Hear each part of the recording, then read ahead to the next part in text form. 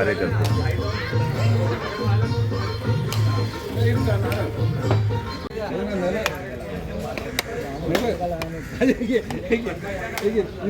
मार जोरात चालू कर आइए आणि आपण तुम बोलतो यार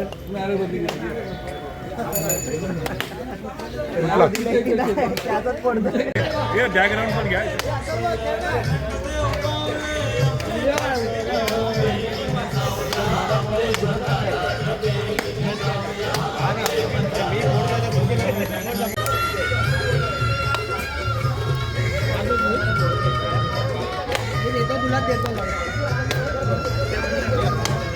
श्रावण नालावडे, दक्षिण मुंबई ग्राहक तक्रार निवारण कक्ष प्रमुख, बायकाळा विधानसभा.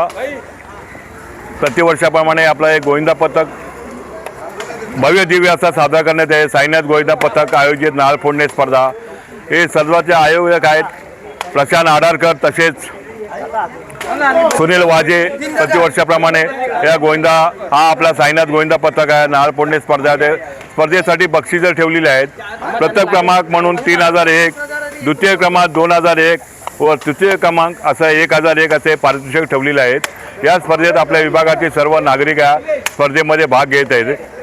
तसेच यशवंत जाधव साहेब तसेच आपले उपनेते नगरसेवका यामिनी यशवंत जाधव तसेच निखिल जाधव यांच्या सौदाने साईनाथ गोविंदा पथक दरवर्षी आपला नारळ फोडणे स्पर्धा आयोजित केला जातो. या स्पर्धेत बहुतेक नागरिक बहुतेक हे कार्यक्रमाची शोभा वाढवायची असे सर्व मराठी संस्कृती जपली पाहिजे. आपल्या मराठी माणसं म्हणजे हा कोळी बांधवांचा सण म्हणजे मराठी माणसांचा सण आहे.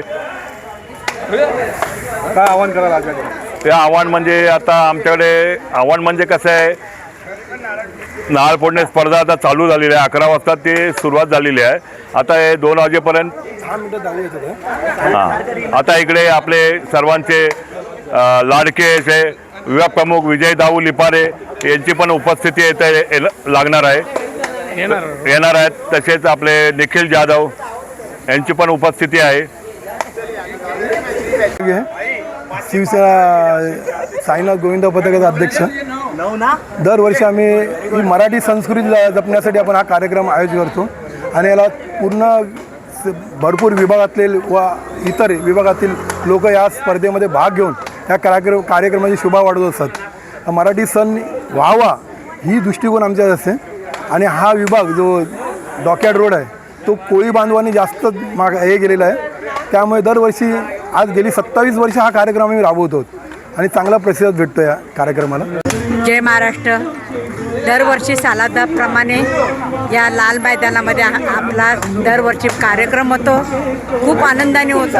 आपले सगळे हे कार्यकर्ते आपले नावं घेऊ शकत नाही मी सगळ्यांची, पण त्यामध्ये सगळे सहभागी होतात.